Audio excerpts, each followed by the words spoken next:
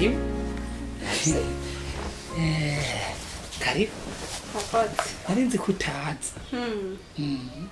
Namusi natitureka. Urabona ikibazo rero kihari.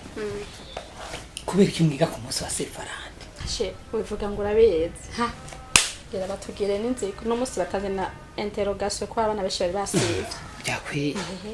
Urabona nk'abanyeshuri nka mwebwe muvise bakunzi nkabatwibwe twiyemera. Bakwiye kubashiraho umunsi wa sefarandi. Kubera sefarandi ni nka batwibwe. Twebwe nyene kwikundanira ushiyo. Yataye. Ningaho haba wenyene cyane. Aha tubana na girlfriend nyene. Girlfriend cyangwa umugore. Kino urangana uko ntarungoye wewe umwana mwiza.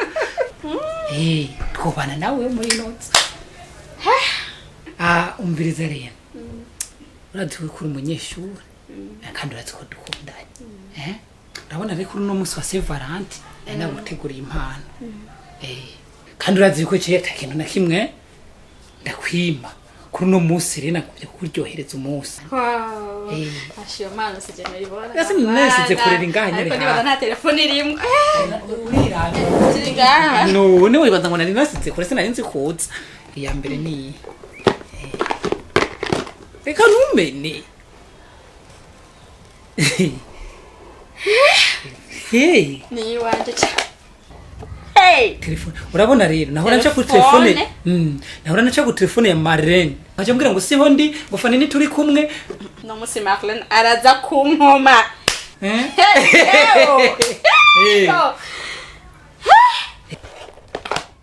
Akano gashakira ka. Rabi binavyo bwako. Mugabo sinakuguriye bwa bundi nabonye ubu. Ivyo nabikuze kubera ndagukunda. Kuri uno munsi wa Sevalent. Naguze ibindi ukunda. Iyo ni saha. Nuduhereye n'agashani. Abikure utajugumira. Yo basha igihe navuga ngo ubu ngo ndakunda mana yanje.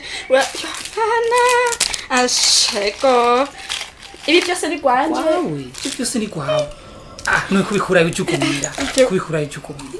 Aya n'amaherena. Mana yanje mana. Hereni bibiri birasa. Ibyo byose ni kwawe.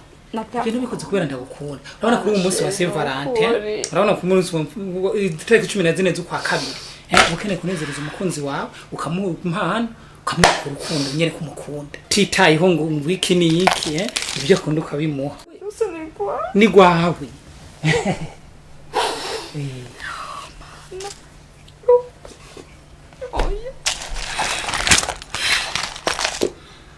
Abona umunsi mukuru wa Sevalent naguteguriye impano nakwakiriye hano heza azikunda gukunda ngomba tuje mu cyumba tuye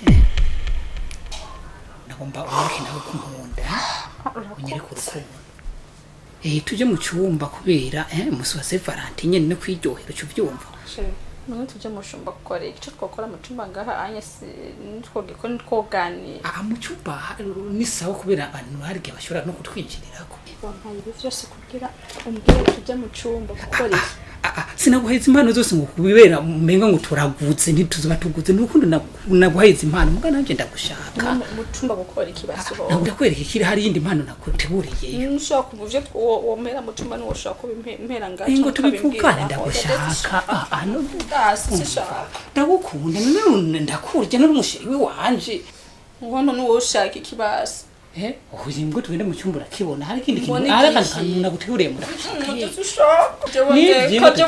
ibi byose nibyo wabishaka kubigumize ngaho ntari kwa umvirize ngo tugende umunsi wa Sevalent ni w'abakunda ibyo ingore kunya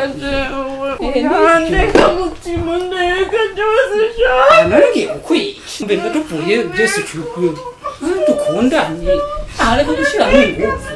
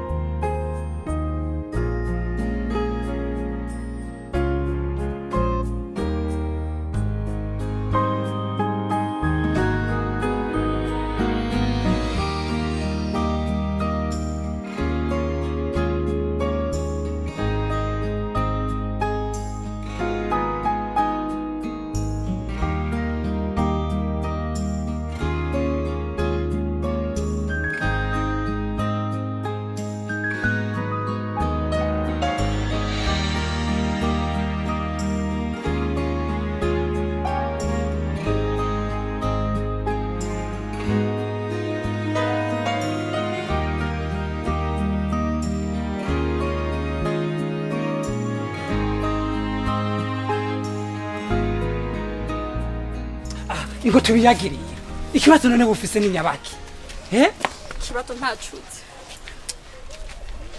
ariko gamutima wanesheje amashuri mu kibazo bukiri umbesha ngo kintu cyose kizoba uzocakira ntaza kukuraba aho hari numva warimutse washaka jewe ngireno ko nagiye kwiyehora biranka nuko umviriza nico gituma nahagaze kugira tubiyake tubiyake rero aya mezi 9 yose kuva itariki 14 umbwira ngo ndaguha urukundo naguherukiye uwo musinyene naza kukurondera saka barimutse aya mezi 9 yose ukampebesha amashuri yanje ngo nurukundo rukuraba oya sinakwanze ngo nikubera ngo nakwanga ndagunze ngo nikubera nakwanga kubera ikutandondeye basi igihe wagumbembereza umbwira ngo ibintu byose ko turabiganira jewe baranyirukanye amashuri yaraheze kubwawe uko aho uri kurarira n'umwana cyamererwa nabi umviriza cyo sinakwihakanye uramubabaye uwo mwana sinakwihakanye kandi sinagiye ngo nikubera ngo ndakwanga ubuzima sawa rero ubuzima no musi turabona igitahura n'umusore none waje kumaramariza mu bana ndakumaramaza nyene kuko aya mezi 9 yose kuva mu kwa kabiri itariki 14 ngo ndakwera ku rukundo nyarukundo rukavyara ibibiri by'ugacubwira ugacutakara amezi 9 yose n'indanyanda yase itariki 14 ni hari kuri Saint Valentin none wagumba none twari dukunda rero ko rukundo nguru none ngo gufatana none ku mashaka nagwaherwa vya ibi nuko gufatana ku mashaka numviriza uko atera induru mu mihana y'abantu nagomba kuvyura abantu babyijami umviriza akawe batuvugane pole katuvugane pole nk'abantu batsi kumaramazanya si byo solution ndego ndemera ikosa ryarabaye umviriza nico gituma naje ngatu yaje nibiki tekana mazu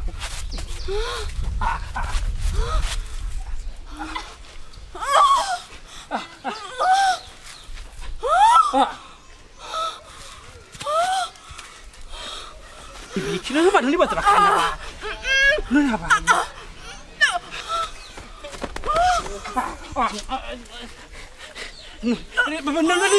abantu ba kirashikuye